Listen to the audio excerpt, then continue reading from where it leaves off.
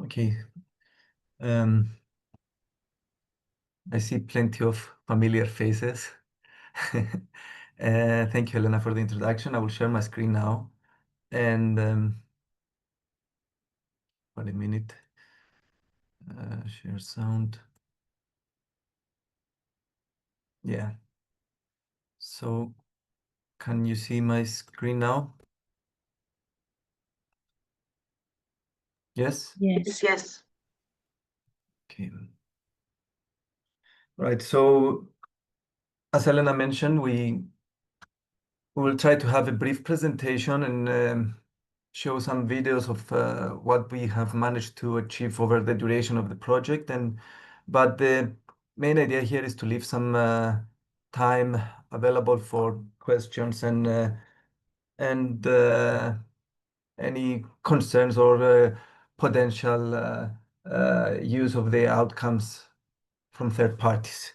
So I have seen now from briefly from the participants that, okay, most of you are familiar with the project and you know what science is, but I have seen a couple of other participants that maybe are not aware of science. Science is one of the 7 centers of excellence in Cyprus. It's focused on interactive media and emerging technologies. We have um, a broad spectrum of research groups under the umbrella of computer science, I would say, and a lot of investment has been made in bringing up infrastructure related to these areas.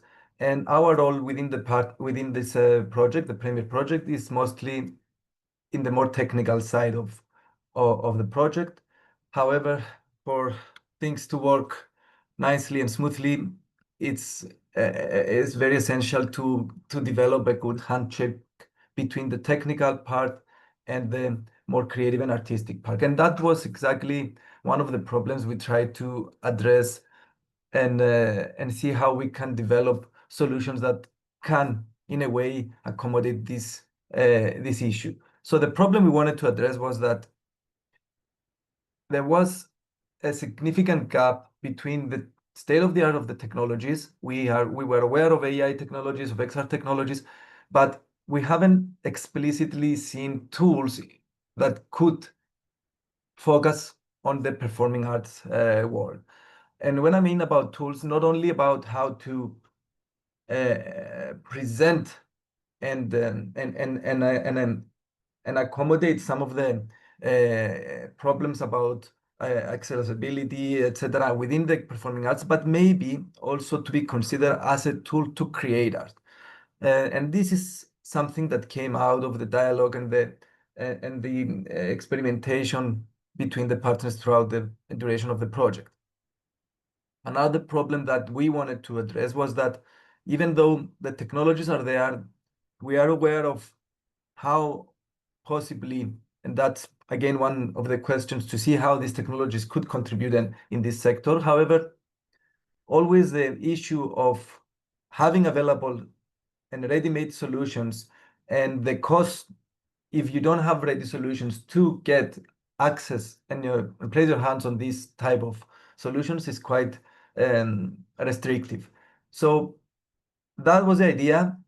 Obviously, we are talking about a project that it doesn't have a very high TRL level at the outcome, but it has the objective to explore these questions, see how eventually we could contribute and provide tangible solutions towards these questions. So again, as I mentioned at the beginning, one of the most important parts of this project and that we placed significant emphasis on that was to somehow try and bridge the gap between our understanding of the technologies. And within this webinar, I will place some more emphasis on the XR technologies. And what I mean by XR technologies, when we talk about XR, we mean virtual reality, augmented reality, and extended reality. By virtual reality, meaning blending oneself in a total digital environment. Augmented reality augmenting digital information on the physical world, and mixed reality something in between, very, very briefly. Now, again, going back to the initial discussion, we had uh, one of the main objectives that we started understanding and realizing, and it was part of this project, was to create a solid handshake between the technical partners and the creative and artistic partners. And why I'm giving emphasis on that is because many times we have ideas, many times we're aware of the technologies, but when we try to communicate that, there is some kind of loss in translation when we're trying to blend two words. And that was, I would say, in my opinion, one of the most valuable and impactful outcomes that came out of this project was the development of a common language and understanding between the two words in a way that the outcomes become more meaningful for both of the sides of the equation. So to do that, significant emphasis had to be placed in what we call the requirements collection or analysis. What does that mean is that before we started developing the tools, we had to understand what the needs were. We had to have a lot of discussions and workshops and meetings with the artistic partners to realize and document what is needed from the performing arts world and how we can somehow complement and contribute using these technologies. Now, the second step, once you understand these requirements and you document these requirements, obviously within the framework of this project, it was impossible to develop everything, but we had to prioritize and start working towards building at least an infrastructure that will allow us to develop and address some of these requirements, but at the same time to have the foundations to be in a position to build and expand gradually in order to achieve what we have been collectively decided. Now, again, this is not something that is a line, a straight line, that you begin with the requirements and then you start developing and that's all. Throughout this process, we always learn both sides. And that's why it's very important to have step 3, which is about testing and feedback. A lot of the time, we need to redesign, we need to rethink, we need to deviate from the original thought and start putting emphasis on something that we understood while viewing it, while testing it, that is a little bit more important. So these 3 steps we have to think of them as something like a cycle that with multiple iterations that took place throughout the duration of the project. Now, where we are now is in step 4, which is basically a presentation of what we managed to achieve until today. So what I will be presenting to you, and then I will try to pass some of the knowledge that we obtained. It's about 2 of the use cases of this project. And specifically use case 2 and use case 3. What do we mean? What is use case 2 and what is use case 3?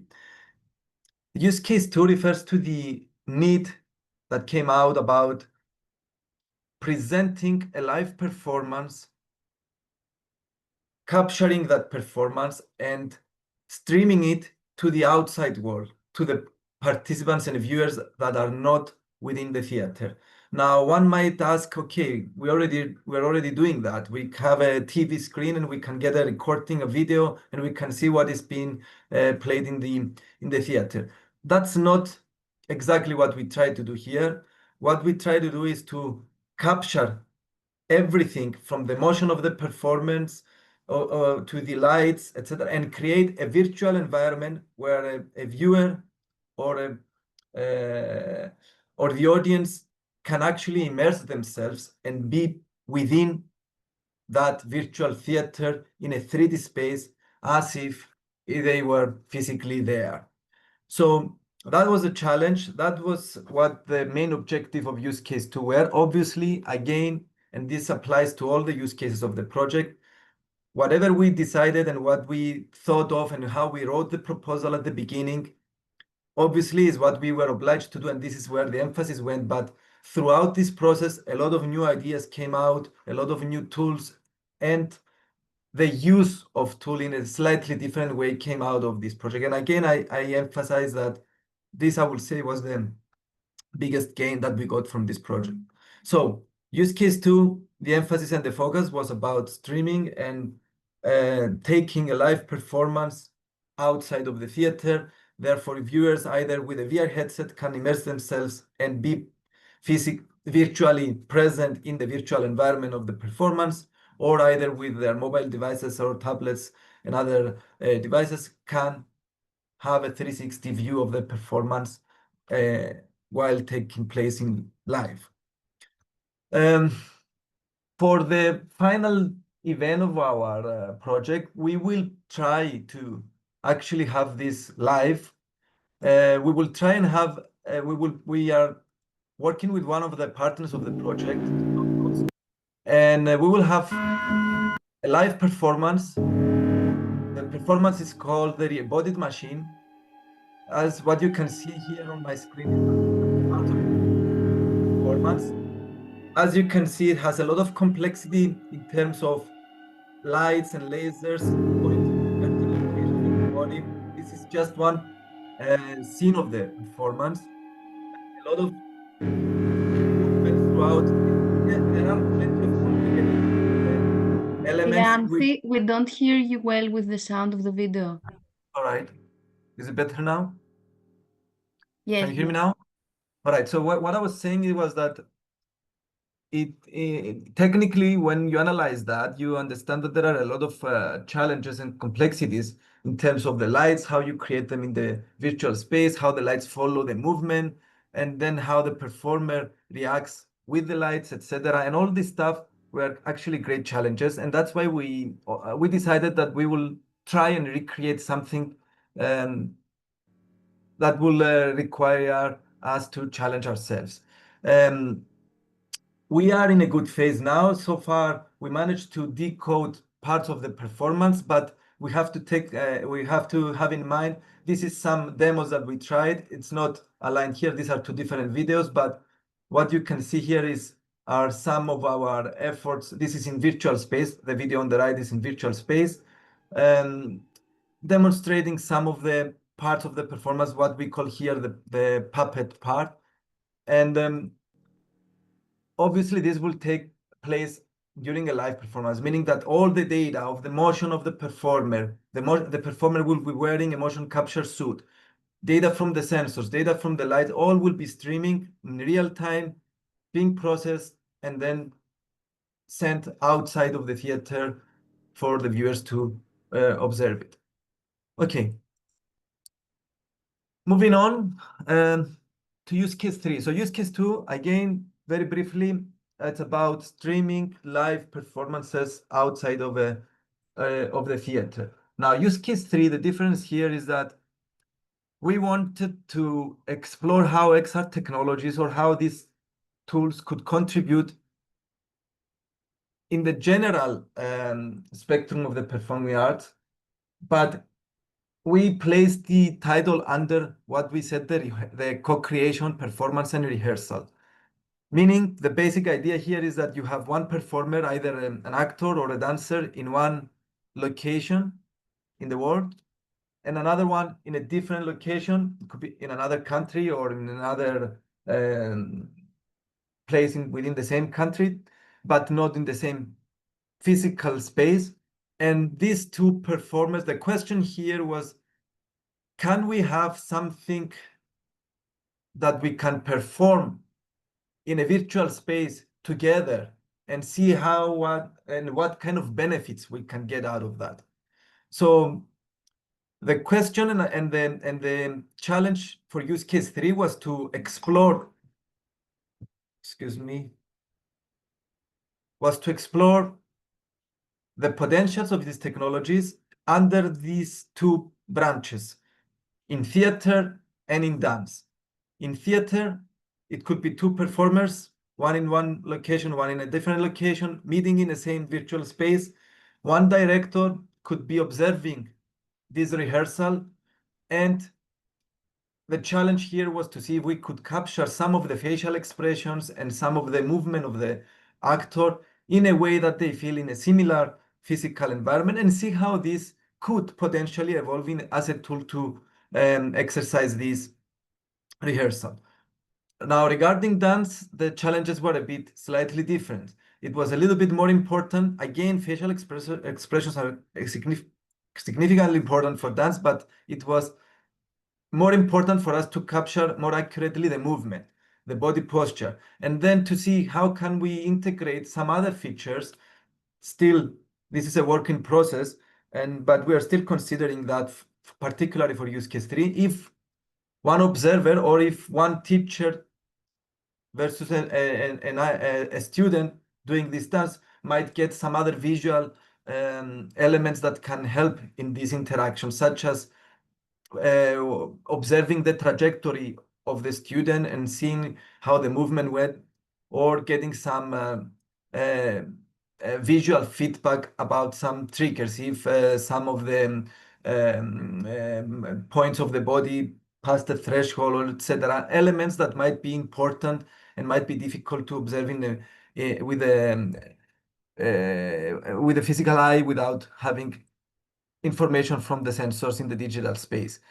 Again, that was the objective. That was how the proposal started 3 years ago. But while exercising these tasks, what came out was that possibly, even though we wanted to use XR technologies as a tool to see if we can have these remote rehearsals, at the end of the day, we thought that this could be a tool for a new form of performance using these technologies. Now, here I wanted to show this photo because while doing a workshop and while trying to um, uh, see the reactions and see what could we emphasize or not while developing this system, we had this very nice moment in which one of the actors was in one space, the other actor was in a completely different space in another building, but they managed to have a virtual hug between them. So you can see here on the right, one of the actors doing the hug on the air, and then you can see what they were viewing with VR and what was happening in the VR space. Okay, a few photos from the workshop. As you can see here, I'm gonna the sound here. It's not a very straightforward task. You need to capture facial expressions for the part of the theater. That was a challenge, and then see how these expressions are transferred in the virtual space. Debbie, our colleague, was experimenting and viewing how she feels as an actor in acting with a virtual avatar, if she could pass some of the emotions or if she could receive some of the emotions. That was a lot of rehearsal and testing that took place within a few workshops we had. Okay, a few more photos from the process. And again, a very short video we developed of that particular workshop where we invited David to test the theatrical part uh, of the use case 3. Like in this video here, you see the first space. So one of the actors, Debbie, was here in one room. This is she sees and explores the animations and the facial expressions only with the VR versus using dedicated software Can you that lower captures. the sound of the video, Cleanthy? Maybe I will turn off the sound, okay.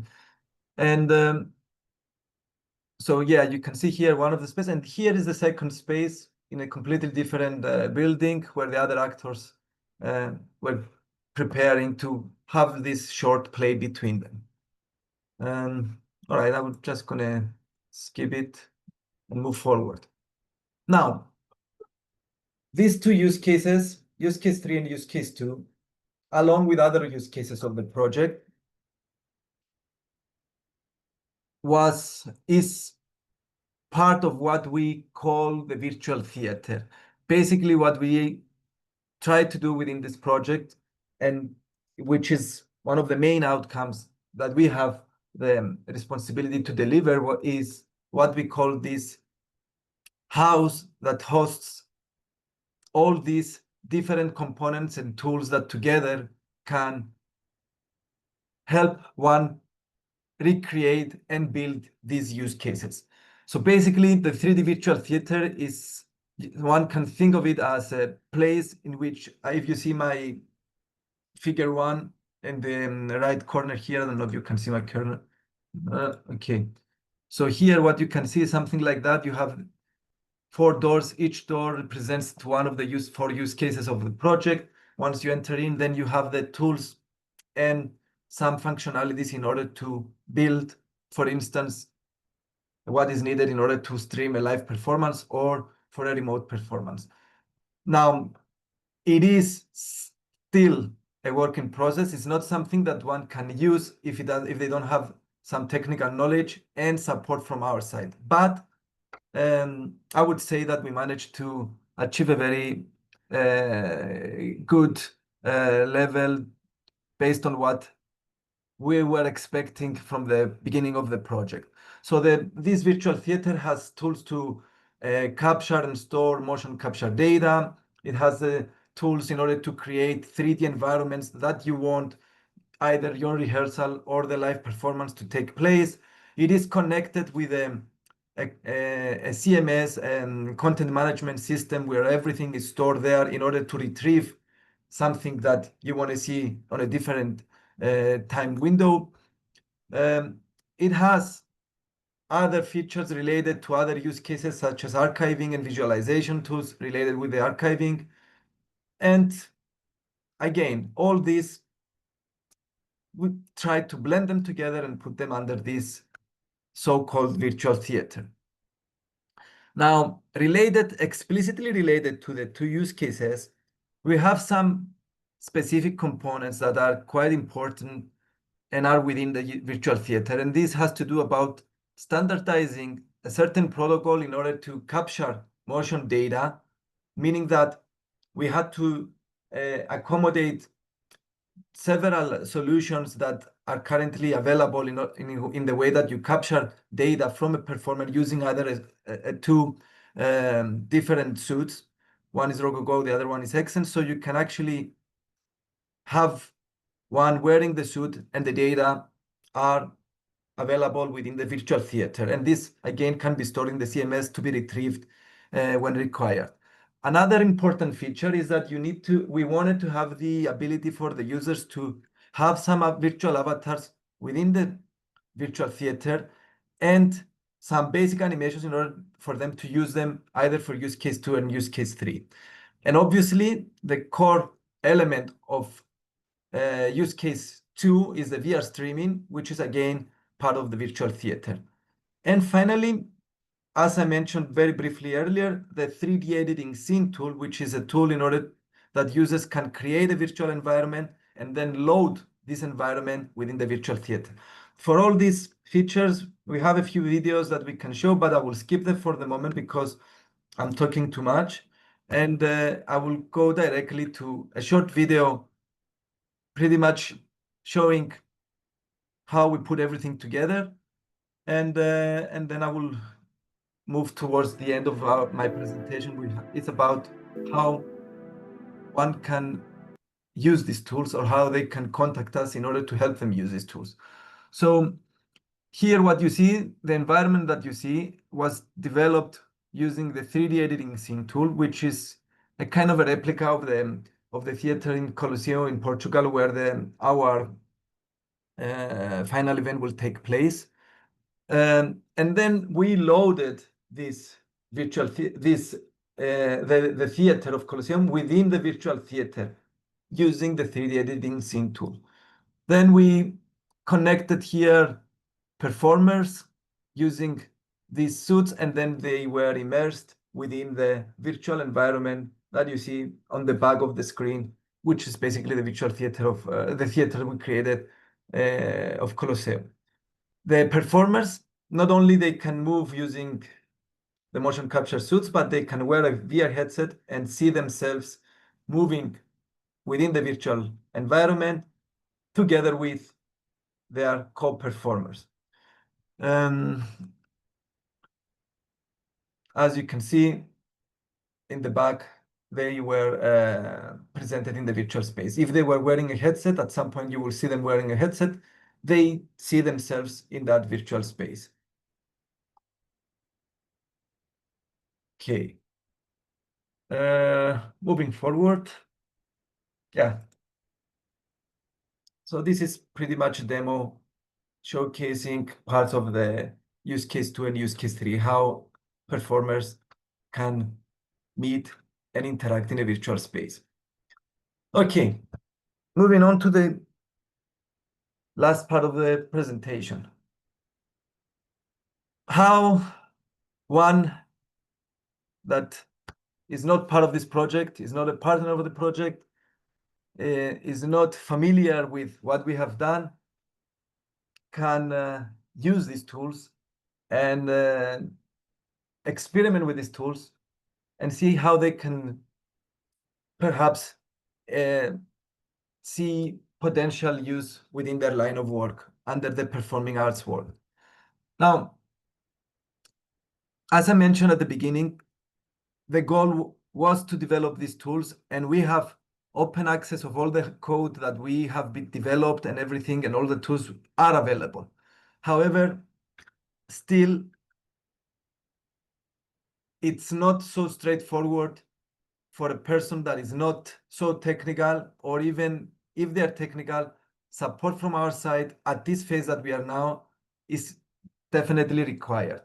Now, how we see this moving forward by the end of the project, in terms of continuation and knowledge transfer and sustainability of the project, we see this happening with one main way related to these two use cases.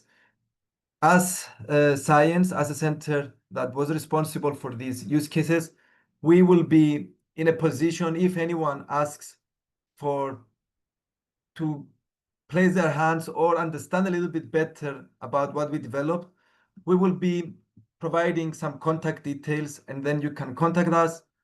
We can have some exchange of communication. We can perhaps present with you with more details some of the demos we did and how we do it, and see if there is a place and space for collaboration, and then discuss about how this could happen jointly. So this is how we see this happening. At some point, it might reach a level that it could be a plug and play thing, and not so tech savvy people could be in a position to use tools like that. However, in this transition phase, it is essential to contact us and discuss potential ways of working and using these tools. So yeah, we have here, I don't know if you can see, this is our the link of science and our team that you can contact us specifically for these particular two use cases. Of course, we can discuss even during the questions sessions, and I can also provide my email or any other contact details for anyone who's interested, and they can reach out. And I will close also by inviting you, if you are not um, aware of this event that we will have at the 10th of September in Portugal. If you are in Portugal, you're welcome to come and see the outcome of our project physically. But if not, we will be providing a URL in a way that I presented use case 2, and which you can actually view through your mobile device or through your laptop or PC, the performance that will be streaming live digitally and virtually during this event. So if anyone is interested to see that, please reach out and contact us, and we will share a link once we finalize all the details. Elenamu, that's all from my side. That is so far, but I know you asked for this QR code. I don't know if you want to take over. Thank you, Glenn. Yeah, can you go a bit before? We Yes, will sure. talk about this at the end. So, thank you. And now we didn't have any question in the chat, but if there are any questions about what was developed by science and how it can be used, or what kind of requirements are needed from the side of the institution in order to do something like that, it is the right moment to ask. So we really invite you to participate and ask if you have any doubts.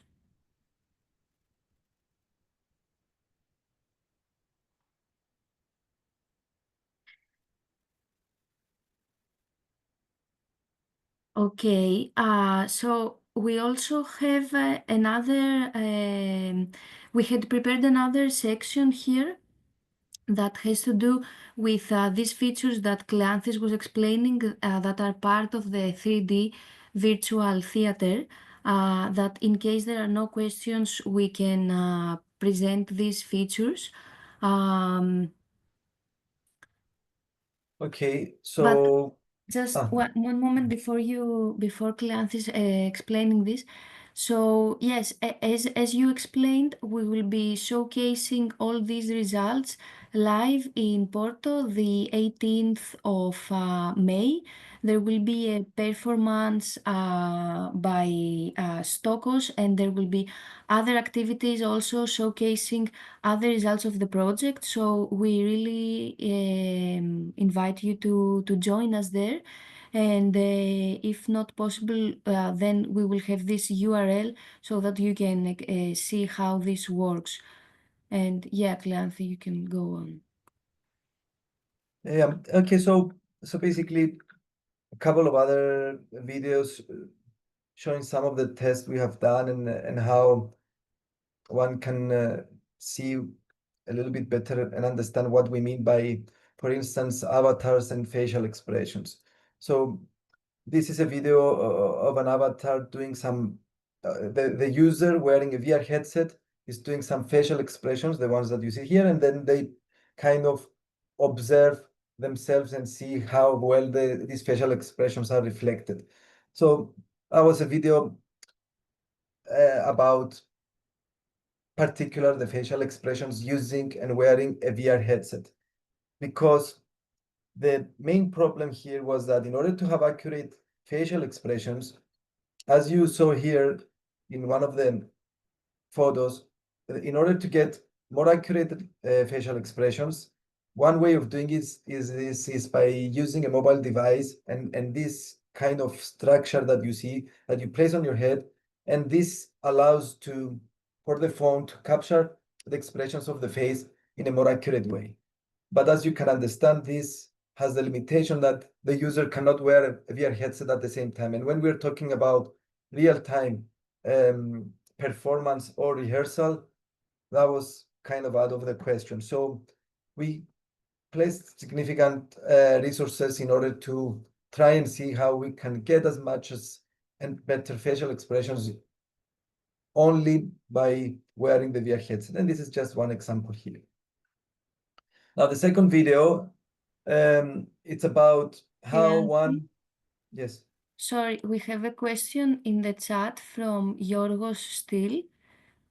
So he's asking, does the audience have the option to change their point of view in relation to the objects displayed like you can do in a VR, or you're just able to view it from a certain point of view provided by science? So I guess you are referring to the 3D virtual theater, right? No, I think this goes to both use cases, and if I'm not mistaken, and this is a very good question. Now, um, basically, if I can translate this question, is that if I'm a viewer, either for use case two, and I'm viewing this live performance, if I can move around freely and observe it from different angles, or if it's locked and restricted to a certain angle controlled by the ones streaming the data, in our case, science. And the same goes for use case three. If I am an observer, if I can observe this rehearsal, if I'm a director from a certain angle, or this is locked, or even if I would like to have a theatrical performance and I want viewers to view it from different angles. Now, the answer here is it could be both. It can, we could have, we can have a way of having, and I will speak a little bit more technically now, instances of the whole virtual theater for individual users, meaning that each one could immerse themselves and freely move around as they wish, if this is allowed, obviously, by the creator of the performance or the director.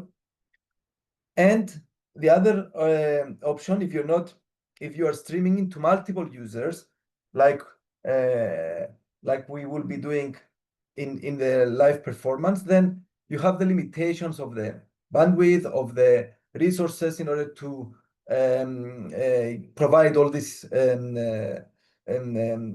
infrastructure to host and stream this performance. So in that case, yes, we kind of provide a certain angle in which the viewer can see. However, we could, again, with the instructions and the approval of the creator of the performance or the rehearsal, could add multiple viewpoints as per their instructions. For instance, if a director wants to stream live one play and that director, he or she wants the viewers to see that play not only from one angle, but to have the option and by pressing a button or whatever to view it from different angles. For instance, one angle could be viewing one of the actors like in front of their face. Other angle could be to be within the one of the actors. Other angle could be on the top, etc. So if the director decides that these are the 3, 4, 5 angles that I want the viewers to see, again, this can be streamed to multiple viewers with one way. And again, the same applies for both use cases, if it's the rehearsal or the live performance. So to cut the long story short and answer your question, it could happen with both ways. The ability to freely move around requires more resources. So it is kind of a way of budget related or resources related. If we have the option of streaming and controlling what we want the viewers to see, again, this can be done with multiple views as long as the creator of the performance or the rehearsal chooses to do so. Yorgo says, clear, thanks. Up to each specific way it is implemented, but the ability is there to do both. Yes. Yes. Cleanthi, we have 10 minutes before closing. Well, I don't know if, okay, I mean, I could show a few videos, but I think it's better if there are any questions, and I can have the videos playing, by the way, while we expect. So this is something that shows a little bit how we can, how we created the, how a creator can create a new session in 3D virtual theater and stream this information outside of the physical space. This is how basically use case 2 will take place. So you create a session, you open the 3D virtual theater, you create a session, then joins a live session. The viewer can join a live session. This also applies for use case. So you're streaming the data now, and then whenever a new user now will come and join either through a web browser or through a VR headset, and now you can actually view from your browser what is being streamed out from the virtual theater. So now you can see actually in YouTube, in a 360 video, what is being streamed and what has been configured within the virtual theater before. So this is basically one way of showcasing how the live streaming takes place. This video is about the 3D editing scene tool. Here we show a little bit how you create an environment using the 3D editing scene tool, again, within the virtual theater. So what you will see here, it's a scene that you can import and place within the scene some assets that we have, some 3D models we created. okay, this is obviously a proof of concept, but one can imagine that it can expand into having multiple objects, or even you can import objects you created from other software and bring them within the 3D editing scene tool. Then you can use with lights, place the lights. And here is pretty much the question that Yorgos asked question. If you can see here, you're placing viewpoints, and you can place multiple viewpoints depending on how you want the viewer to see that environment. Or if you want, then you have to have multiple views. You save the scene. This is going to the CMS, and then once you saved it, you can load it later on within the virtual theater, which I think it happens later on in this video. So yes, saving the scene and then opening and loading the scene from the virtual theater. So here you're going to the virtual theater, you're looking for the scene, and then you load into what you have created. Okay. Yeah, that's all. Elena? Yes. Uh, I'm So seeing you. Oh, yeah.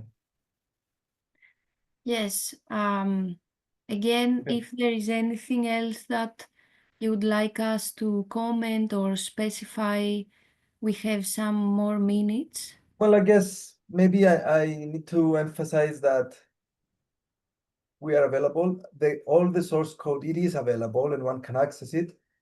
However, if one wants to play around, if someone from the performing arts world or from the creative and culture and creative industry in general are interested to see and explore how these tools can be used either in the way it was described in these two use cases or as a mediator or as a tool to create something different and explore a new form of art, we are open for collaborations.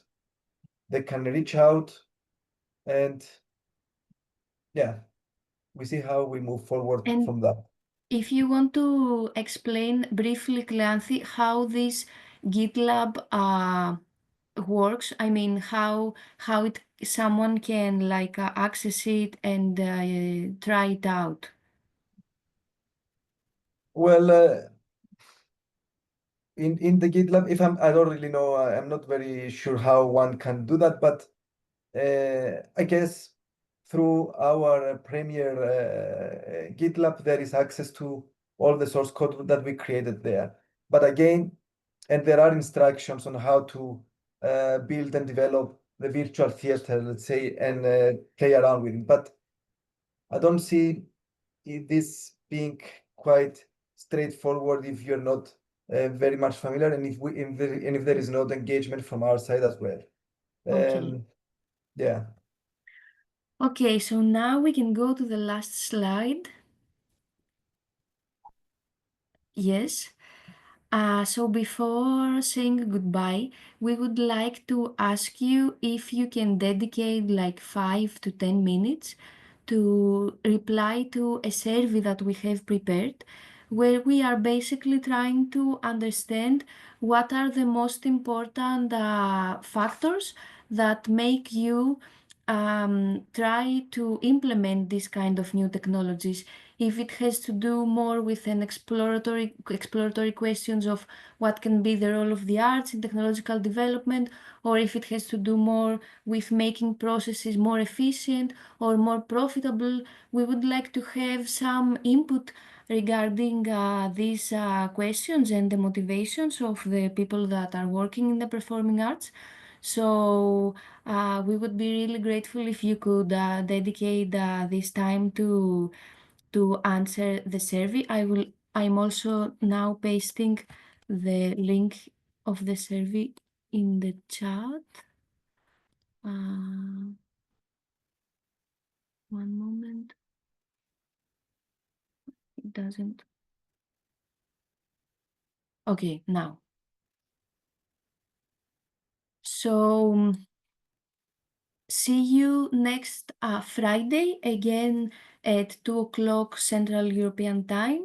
And then for the third webinar, the Monday 30,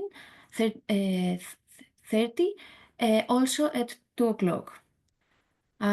Thank you all and have a good weekend. Thank you and goodbye. Bye. Thank you.